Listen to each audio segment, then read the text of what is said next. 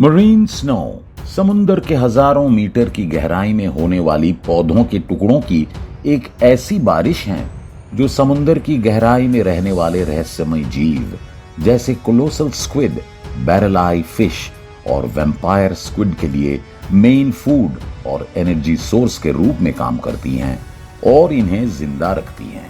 इन रहस्यमयी जीवों के बारे में जानकर आप हैरान हो जाएंगे, क्योंकि ये समुद्र के ऐसे हिस्सों में रहते हैं जहां का वाटर प्रेशर एक इंसान को पूरी तरह से क्रस्ट कर सकता है और उन जगहों पर बिना किसी एडवांस्ड सबमरीन के जाना नामुमकिन है।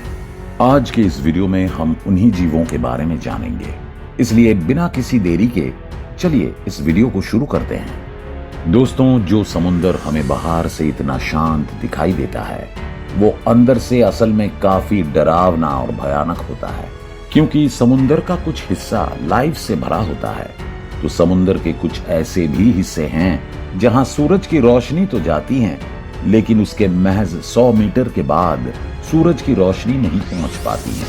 इसके अलावा यहाँ का तापमान नेगेटिव में होता है और यहाँ का एटमॉस्फेरिक प्रेशर इतना अधिक होता है कि एक इंसान का शरीर मिली सेकेंड में क्रस्ट हो जाएगा। वैसे शॉर्ट में समझने की कोशिश करें तो हर 100 मीटर की दूरी के बाद समुद्र में अलग अलग प्रकार के जीव देखने को मिलते हैं। इसलिए वैज्ञानिकों ने समुद्र के सरफेस से लेकर गहराई को 5 हिस्सों में क्लासिफाई किया है।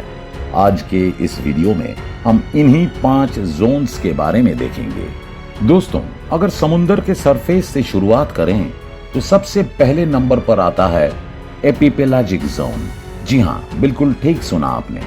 ये जोन ओशन सरफेस से 200 मीटर की गहराई तक होता है। समुद्र के सरफेस पर पड़ने वाली सूरज की रोशनी यहाँ पर लगभग आसानी से पहुंच जाती है, इसलिए इस हिस्से में काफी सारे पौधे देखने को मिलते हैं जो फोटोसिंथेसिस करते हैं।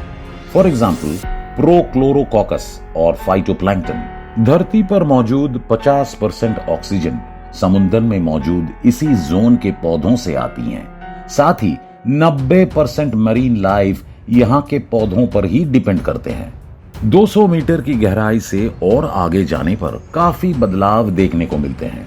यहाँ पर काफी कम मात्रा में सूरज की रोशनी पहुंचती है, इसलिए इसे ट्वाइलाइट जोन कहा जाता है। यहाँ का टेम्परेचर 4 डिग्री सेल्सियस के आसपास होता है और प्रेशर 1470 psi यानी 100 एटमॉस्फेरिक प्रेशर तक पहुंच जाता है। इस जोन को मेसोपेलाजिक जोन भी कहा जाता है। समुद्र का ये हिस्सा 200 मीटर से लेकर 1000 मीटर की गहराई तक फैला हुआ है। सूरज की रोशनी कम होने की वजह से यहाँ पर फोटोसिंथेसिस होना नेक्स्ट टू इम्पॉसिबल होता है, इसलिए यहाँ पर कार्निवोरस क्रीचर यानी मांसाहारी जीव देखने को मिलते हैं जो एक दूसरे को खाकर ही अपनी जिंदगी जीते हैं। फॉर एग्जाम्पल कार्निवोरस स्पॉन्ज, पौधे की तरह दिखने वाला ये क्रीचर पानी में मौजूद बैक्टीरिया और फाइटोप्लैंक्टन जैसे माइक्रो ऑर्गेनिजम्स को खाकर जिंदा रहता है। दोस्तों, अगर हम इससे भी अधिक गहराई में जाते हैं तो शुरुआत होती है तीसरे जोन की, और जिसका नाम है बैथोपेलाजिक जोन। इस जोन के टेम्परेचर की बात करें तो यहाँ का टेम्परेचर लगभग 0 डिग्री सेल्सियस तक पहुंच जाता है। इसके अलावा यहाँ का एटमॉस्फेरिक प्रेशर 170 से लेकर 400 तक होता है। यहाँ पर इंसानों का सरवाइव कर पाना नामुमकिन है। समुद्र के इस हिस्से में सूरज की रोशनी पहुंचती ही नहीं है और जिसके कारण यहाँ पूरा अंधेरा होता है, इसलिए इस जोन को मिडनाइट जोन भी कहा जाता है। लेकिन जरा रुकिए, यहाँ पर सूरज की रोशनी ना पहुंच पाने की वजह से अंधेरा तो होता है, जबकि इस हिस्से में पाए जाने वाले जीव को शायद ही अंधेरे का आभास होता है, क्योंकि यहाँ के क्रीचर में एक प्रकार का नेचुरल लाइट होता है।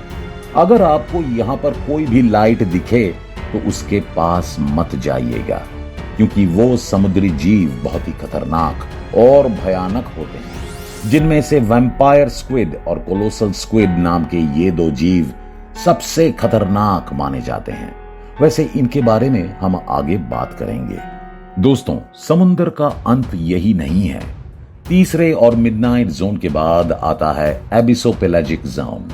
ये जोन 4000 से लेकर 6000 मीटर की गहराई तक फैला हुआ है। यहाँ का प्रेशर 200 से लेकर 600 एटमॉस्फेरिक प्रेशर तक पहुंच जाता है।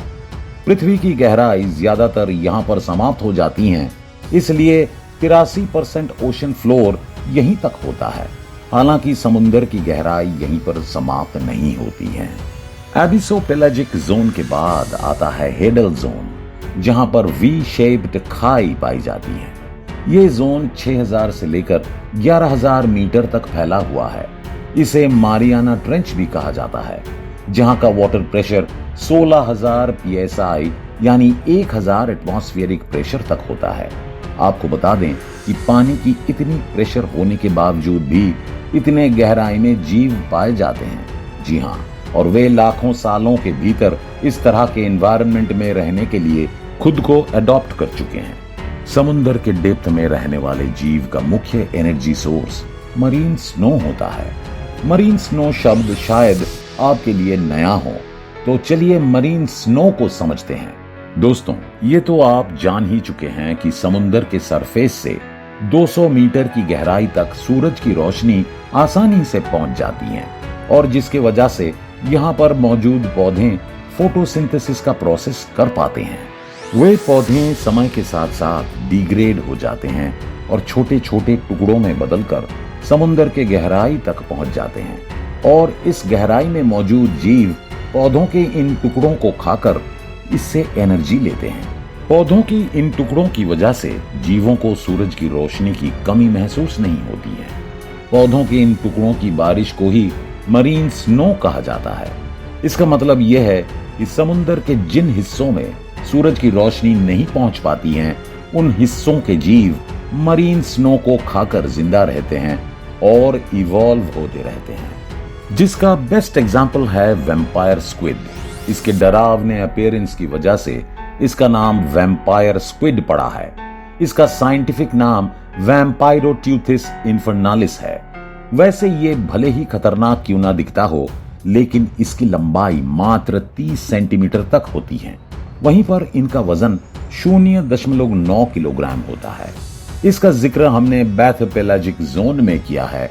ये जीव इसी जोन में रहता है, जहां पर जाने के लिए आपको किसी एडवांस्ड सबमरीन की जरूरत पड़ेगी। आपको जानकर हैरानी होगी कि खतरनाक दिखने वाला ये जीव शाकाहारी होता है। ये जीव समुद्र की हजारों मीटर की गहराई में लाखों सालों से इवॉल्व हुए हैं, जिनका प्राइमरी सोर्स ऑफ फूड और एनर्जी मरीन स्नो ही होता है। आप सोच रहे होंगे कि इतने बड़े आकार का जीव मरीन स्नो के इन टुकड़ों पर कैसे जिंदा रह सकता है। वेल, इसका आकार भले ही इसके फूड इनटेक से कहीं ज्यादा है, लेकिन ये एक स्लो मेटाबॉलिज्म जीव है, इसलिए इसके खाने को पचने के लिए काफी समय लगता है। दोस्तों, यही एक बड़े आकार का जीव नहीं है। कोलोसल स्क्विड इससे भी अधिक बड़ा होता है। इसकी लंबाई 14 से 15 मीटर तक होती है, और वहीं इनका वजन करीब 500 से 700 किलोग्राम के करीब होता है। ये जीव वैम्पायर स्क्विड से भी अधिक यानी कि दुगनी गहराई में रहता है, जो करीब 2000 मीटर की गहराई पर सरवाइव कर लेता है। अपने भारी भरकम आकार के साथ ये शाकाहारी बिल्कुल नहीं है। ये अपने आसपास रहने वाले जीवों को मारकर खाते हैं। इतना ही नहीं, ये अपने ही स्क्विड भाइयों को मारकर खा जाते हैं। वैसे बड़े आकार के होने की वजह से ये बहुत सुस्त होते हैं, और इनकी भी पाचन क्रिया बहुत स्लो होती है, जिसके चलते इन्हें एक दिन में सिर्फ 0.03 किलोग्राम फूड लगता है। कोलोसल स्क्विड की एक और खास फीचर होती है, और वो है इनकी आंखें। जी हाँ, इनकी आंखें 27 से लेकर 30 सेंटीमीटर चौड़ी होती हैं, ऑलमोस्ट एक इंसानी सर जितना। आपको बता दें कि वैज्ञानिकों का मानना है ये अभी तक दुनिया में डिस्कवर की गई सबसे बड़ी एनिमल आंख है। वैसे आपको जानकर हैरानी होगी कि ये जीव अपनी आंखों का इस्तेमाल शिकार करने के लिए नहीं, बल्कि शिकार होने से बचने के लिए करते हैं। अब आप सोच रहे होंगे कि भला इतने बड़े जीव को शिकार होने का डर कैसे हो सकता है। वेल, इनका शिकार करने वाले जीवों की संख्या बहुत कम होती है, और उसमें सबसे पहले ब्लू व्हेल का नाम आता है। ब्लू व्हेल आसानी से इनका शिकार कर लेती हैं क्योंकि ये धीमे भी मूव होते हैं। दोस्तों, कोलोसल स्क्विड जीव के बाद आता है ग्रीनलैंड शार्क और ये भी 2000 मीटर की गहराई पर रहती हैं। इसकी लंबाई करीब 7 मीटर होती है और ये 1400 किलोग्राम तक होती हैं। ये एंटार्क्टिका में 2000 मीटर की गहराई पर पाई जाती हैं। आपको बता दें कि ये शार्क की एकमात्र ऐसी स्पीशीज हैं जो एंटार्क्टिका के कम टेम्परेचर में भी सरवाइव कर सकती हैं।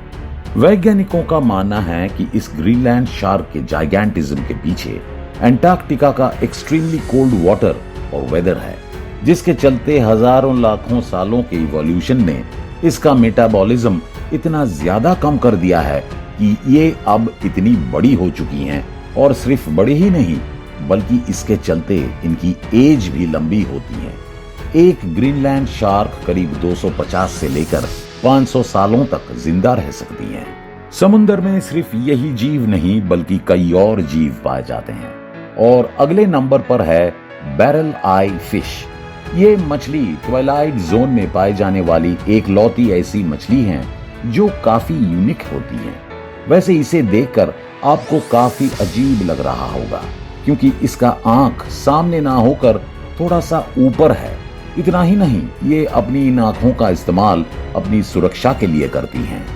अभी रिसेंटली वैज्ञानिकों को इस मछली के बारे में एक खास बात पता चली है और वो खास बात यह है कि ये मछली शिकार के दौरान अपनी आंखों को आगे 75 डिग्री तक घुमा भी सकती हैं। सर के अंदर होने की वजह से भी इनका विजन काफी अच्छा होता है। ये काफी दूर से ही खतरे को भांप लेती हैं। इतना ही नहीं, अपनी आंखों की मदद से ये समुद्र की गहराई को भी नाप लेती हैं और ये पता लगा लेती हैं कि ये कितनी गहराई के ऊपर तैर रही हैं। दोस्तों, अगर आपको किसी अन्य मरीन लाइफ स्पीशीज के बारे में पता है तो कमेंट करके जरूर बताएं। उम्मीद है कि आपको हमारी ये वीडियो पसंद आई होगी। वैसे अगर आपको ये वीडियो अच्छी लगी हो तो वीडियो को लाइक और शेयर जरूर करें और इसी तरह की इंफॉर्मेटिव वीडियो देखने के लिए हमारे इस चैनल को सब्सक्राइब भी करें। फिलहाल के लिए इस वीडियो में बस इतना ही। मिलते हैं किसी अन्य इंफॉर्मेटिव वीडियो के साथ। धन्यवाद।